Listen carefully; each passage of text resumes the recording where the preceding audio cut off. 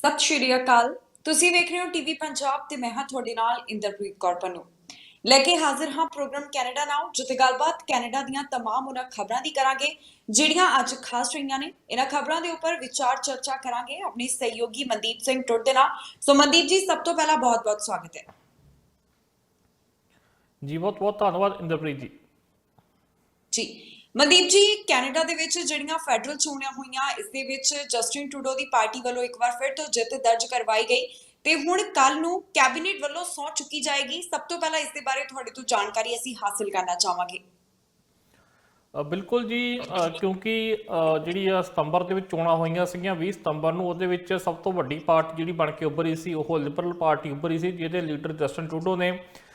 ਨਤੀਜੇ ਜਿਹੜੇ ਸੀ ਕੋਈ ਬਹੁਤੇ ਵੱਖਰੇ ਨਹੀਂ ਰਹੇ। 2019 ਵਿੱਚ ਜਿਹੜੀਆਂ ਚੋਣਾਂ ਹੋਈਆਂ ਸੀ ਉਹਦੇ ਵਿੱਚ 157 ਸੀਟਾਂ ਜਿਹੜੀਆਂ ਸੀ ਲਿਬਰਲ ਦੇ ਖਾਤੇ ਪਈਆਂ ਸੀ, ਔਰ ਇਸ ਵਾਰ ਜਿਹੜੀਆਂ ਨੇ 160 ਸੀਟਾਂ ਪਈਆਂ ਨੇ। ਸੋ ਬਾਕੀ ਪਾਰਟੀਆਂ ਵੀ ਲਗਭਗ ਉੱਥੇ ਕੀ ਖੜੀਆਂ ਨੇ, ਕਿਸੇ ਦੀ ਇੱਕ ਸੀਟ ਵਧੀ ਆ ਤੇ ਕਿਸੇ ਦੀ ਇੱਕ ਘਟੀ ਆ। ਬਲਾਕ ਕਿਊਬਕ ਦੀ ਨਾ ਵਧੀ ਆ ਨਾ ਘਟੀ ਆ, ਉਹ 32 ਦੀਆਂ 32 ਸੀਟਾਂ ਉੱਤੇ ਖੜੇ ਨੇ।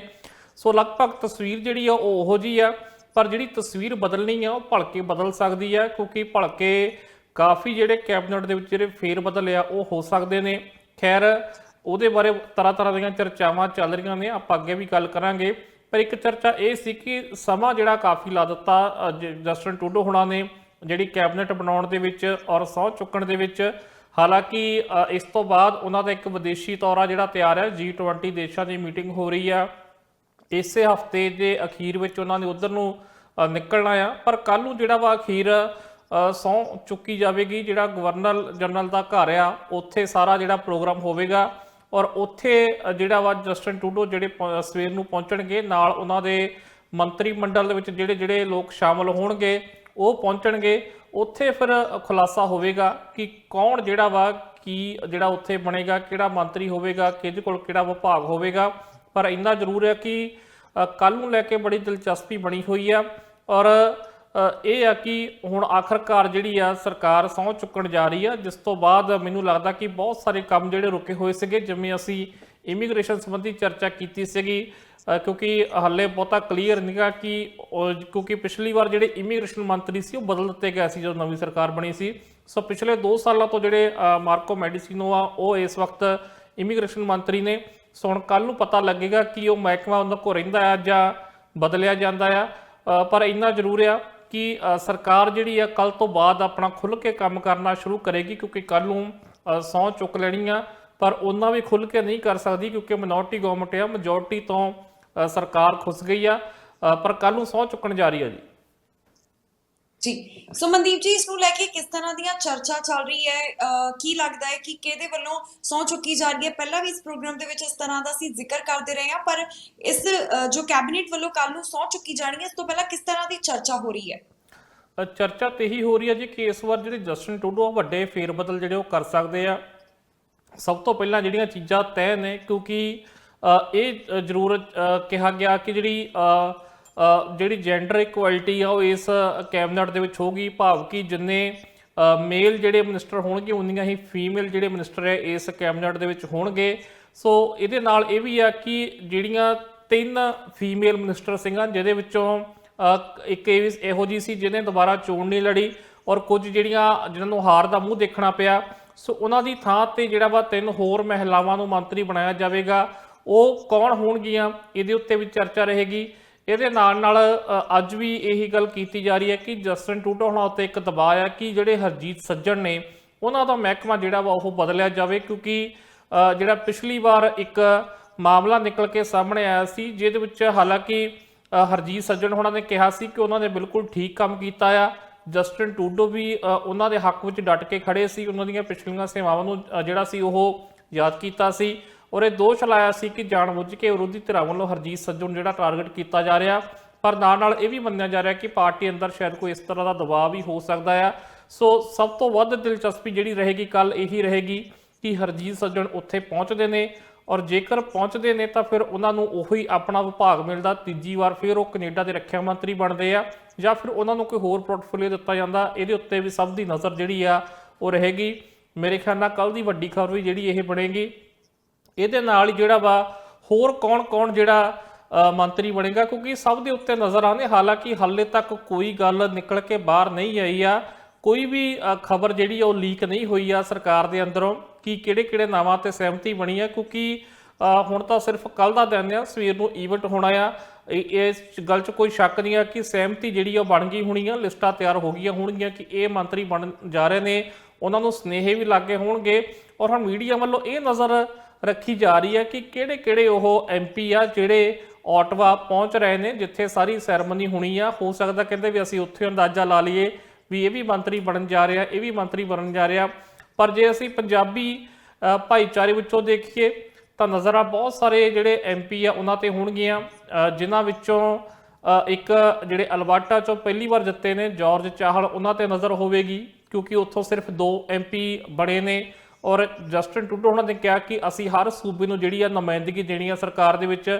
ਸੋ ਉਹਨਾਂ ਵਿੱਚੋਂ ਜਾਰਜ ਚਾਹਲ ਦਾ ਨੰਬਰ ਲੱਗਦਾ ਨਹੀਂ ਲੱਗਦਾ, 50% ਉਹਨਾਂ ਦੇ ਚਾਂਸ ਨੇ, ਉਹ ਦੇਖਾਂਗੇ। ਇਹਦੇ ਨਾਲ ਹੀ ਜਿਵੇਂ ਜ਼ਿਕਰ ਕੀਤਾ ਹਰਜੀਤ ਸੱਜਣ ਨੂੰ ਕਿਹੜਾ ਮਹਿਕਮਾ ਮਿਲਦਾ ਉਹ ਦੇਖਾਂਗੇ।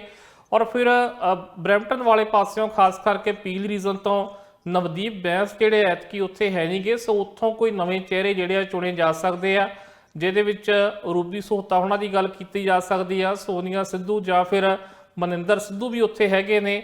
ਸੋ ਉਹਨਾਂ ਚੋਂ ਕਿਸ ਦਾ ਨੰਬਰ ਲੱਗਦਾ ਆ ਉਹਦੀ ਗੱਲ ਵੀ ਹੋ ਸਕਦੀ ਆ। ਇੱਕ ਕਿਊਬਕ ਦੇ ਵਿੱਚੋਂ ਜਿਹੜੇ ਅੰਜੂ ਢਿੱਲੋਂ ਨੇ ਉਹਨਾਂ ਦੀ ਚਰਚਾ ਵੀ ਕੀਤੀ ਜਾ ਰਹੀ ਆ। ਸੋ ਇੱਧਰੋਂ ਜੇਕਰ ਅਸੀਂ ਸਰੀ ਤੋਂ ਗੱਲ ਕਰੀਏ, ਸੁਖਤਾ ਲੀਵਾਲ ਕਈ ਵਾਰ ਜਿੱਤ ਚੁੱਕੇ ਨੇ, ਰਣਦੀਪ ਸਰਾਏ ਜਿਹੜੇ ਇਸ ਵਾਰ ਤੀਜੀ ਵਾਰ ਜਿੱਤੇ ਨੇ। ਹਾਲਾਂਕਿ ਸਨੌਟੀ ਦੇ ਆਧਾਰ ਤੇ ਵੀ ਆਪਣੀ ਦਾਅਵੇਦਾਰੀ ਪੇਸ਼ ਕਰਦੇ ਨੇ ਕਿ ਕੁਝ ਹੋਰ ਪੁਰਾਣੇ ਚਿਹਰੇ ਬਦਲ ਕੇ ਇਹਨਾਂ ਨੂੰ ਮੌਕਾ ਦਿੱਤਾ ਜਾਂਦਾ ਆ। ਸੋ ਬਹੁਤ ਸਾਰੀਆਂ ਚਰਚਾਵਾਂ ਨੇ, ਪਰ ਹਾਲੇ ਜਵਾਬ ਕੋਈ ਨਹੀਂਗਾ, ਕਿਉਂਕਿ ਕੋਈ ਖਬਰ ਜਿਹੜੀ ਆ ਉਹ ਨਹੀਂ ਲੀਕ ਹੋਈ ਆ। ਸੋ ਸਵੇਰੇ ਪਤਾ ਲੱਗੂਗਾ ਜੀ, ਸਵੇਰ ਨੂੰ ਜਿਹੜੀਆਂ ਖਬਰਾਂ ਆਉਣੀਆਂ ਸ਼ੁਰੂ ਹੋ ਜਾਣਗੀਆਂ, ਤੇ ਜਦੋਂ ਜਿਹੜੇ ਪਹੁੰਚਣਗੇ ਗਵਰਨਰ ਜਨਰਲ ਦੇ ਘਰ, ਫਿਰ ਉਦੋਂ ਪਤਾ ਲੱਗ ਜਾਵੇਗਾ ਕਿ ਇਹ ਮੰਤਰੀ ਬਣਨ ਜਾ ਰਹੇ ਨੇ, ਇਹ ਨਹੀਂ ਬਣਨਗੇ। ਪਰ ਇੰਨਾ ਜ਼ਰੂਰ ਹੈ ਕਿ ਜਿਹੜਾ ਕੱਲ ਮੰਤਰੀ ਮੰਡਲ ਬਣੇਗਾ ਉਹਦੇ ਵਿੱਚ ਪਹਿਲਾਂ ਵਾਂਗ ਜਿਹੜੀ ਆ ਉਹ ਪੰਜਾਬੀਆਂ ਦੀ ਸ਼ਮੂਲਤ ਜਿਹੜੀ ਆ, ਪੰਜਾਬੀ ਭਾਈਚਾਰੇ ਦੀ ਸ਼ਮੂਲਤ ਜਿਹੜੀ ਉਹ ਹੋ ਸਕਦੀ ਹੈ ਜੀ। ਮਨਦੀਪ ਜੀ, ਇਸ ਤੋਂ ਬਾਅਦ ਇੱਕ ਹੋਰ ਖਬਰ ਸਾਹਮਣੇ ਆਈ ਹੈ ਕਿ ਵੈਨਕੂਵਰ 에ਅਰਪੋਰਟ ਦੇ ਉੱਪਰ ਆਉਣ ਵਾਲਿਆਂ ਨੂੰ ਕਿਹਾ ਗਿਆ ਕਿ ਯਾਤਰੀ ਹੁਣ ਜ਼ਿਆਦਾ ਸਮਾਂ ਪਹਿਲਾਂ ਆਉਣ, ਕਿਉਂਕਿ ਉਹਨਾਂ ਨੂੰ ਪਰੇਸ਼ਾਨੀ ਦਾ ਸਾਹਮਣਾ ਕਰਨਾ ਪੈ ਸਕਦਾ ਹੈ। ਇਹ ਪਰੇਸ਼ਾਨੀ ਇਸ ਕਰਕੇ ਕਿਉਂਕਿ ਇੱਥੇ ਜੋ ਪ੍ਰੋਟੈਸਟ ਨੂੰ ਲੈ ਕੇ ਗੱਲ ਆਖੀ ਗਈ ਹੈ ਕਿ ਇੱਥੇ ਪ੍ਰਦਰਸ਼ਨ ਹੋਏਗਾ, ਕਲਾਈਮੇਟ ਚੇਂਜ ਦੇ ਨਾਲ ਸੰਬੰਧਿਤ ਜਿਹੜਾ ਗਰੁੱਪ ਹੈ ਇਸ ਮੁੱਦੇ ਦੇ ਉੱਪਰ ਜਿਹੜੇ ਪ੍ਰਦਰਸ਼ਨ ਕਰਦੇ ਨੇ। ਸੋ ਉਸ ਤੋਂ ਬਾਅਦ ਹੁਣ ਇਸ ਤਰ੍ਹਾਂ ਦੀਆਂ ਜਿਹੜੀਆਂ ਖਬਰਾਂ ਸਾਹਮਣੇ ਆ ਰਹੀਆਂ ਨੇ, ਇਸ ਬਾਰੇ ਕੀ ਤੁਹਾਡੇ ਕੋਲ ਤਾਜ਼ਾ ਅਪਡੇਟ ਹੈ?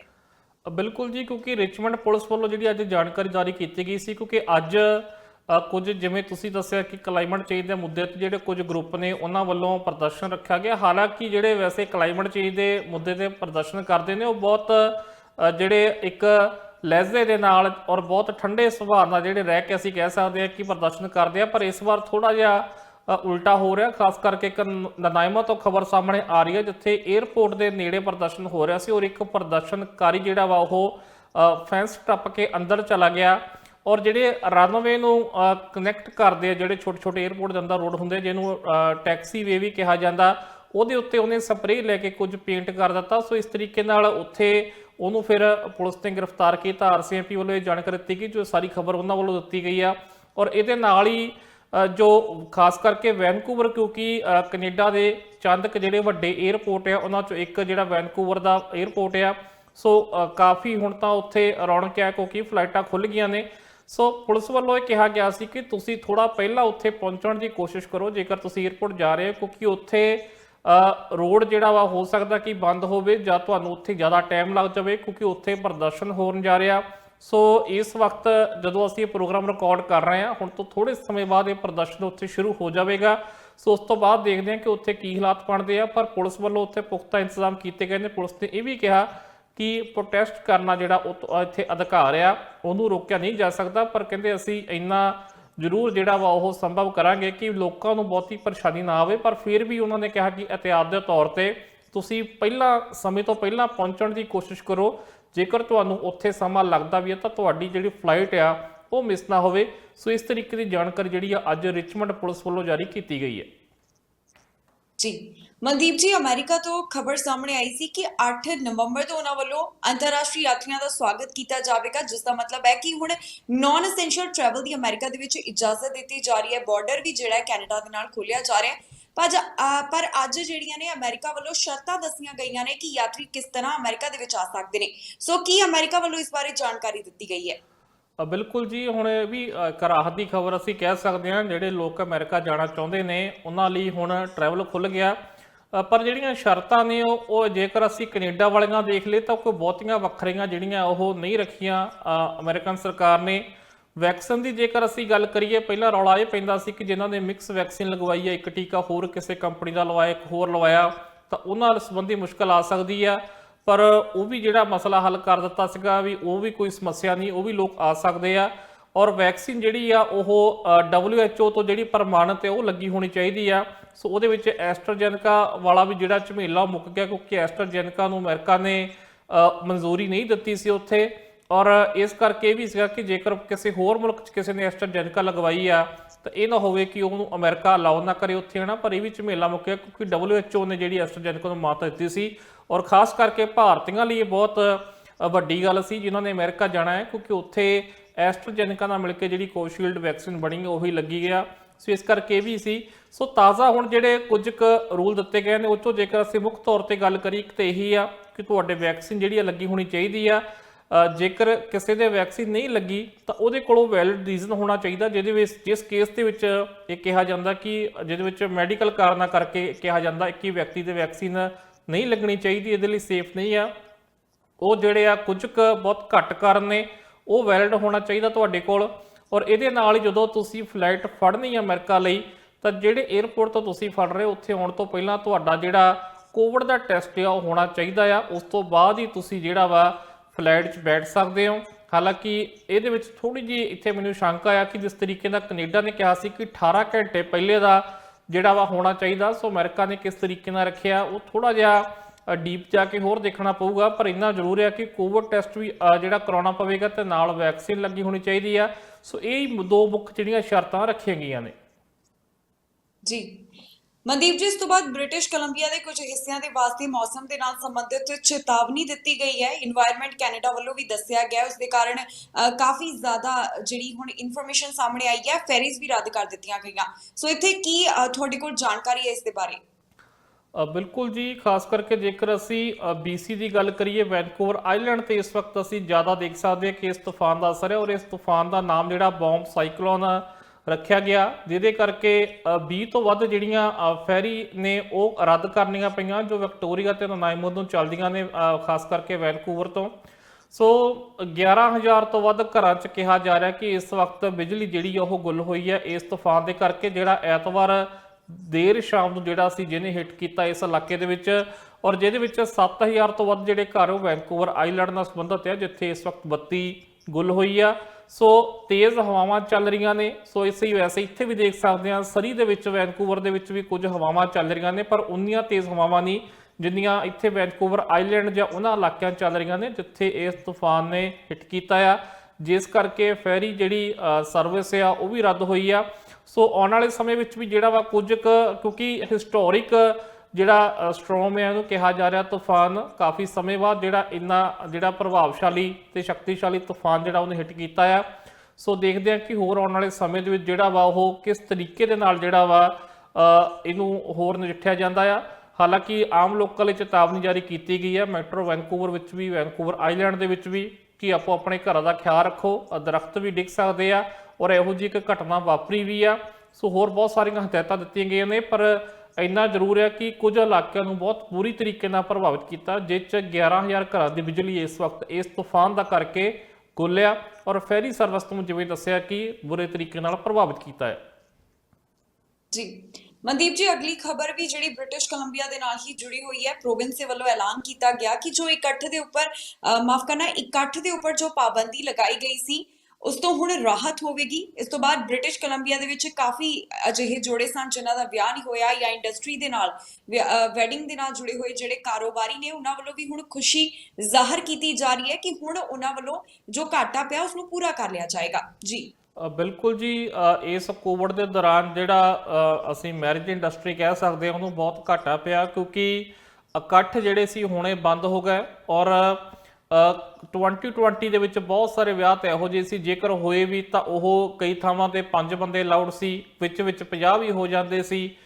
ਪਰ ਫਿਰ ਕਈ ਵਾਰ ਘਟਾ ਦਿੱਤੇ ਜਾਂਦੇ ਸੀ, ਕਈ ਵਾਰ ਕੇਸ ਵੱਧ ਜਾਂਦੇ ਸੀ, ਕਈ ਵਾਰ ਘਟ ਜਾਂਦੇ ਸੀ।